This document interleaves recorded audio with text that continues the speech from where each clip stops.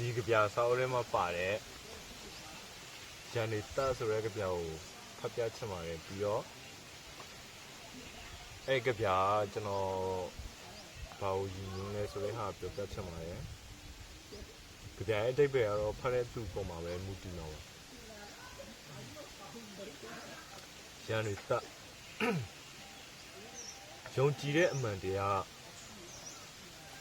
တူညီမှုရှိမနေမင်းလည်းမားမယ်ငါလည်းမားမယ်နေတိုင်းမားရင်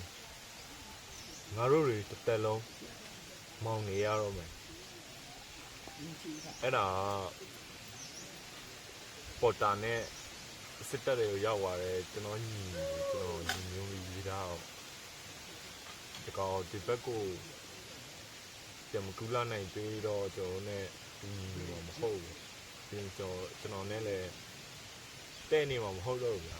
ဟုတ်မျိုးဒါပါပဲ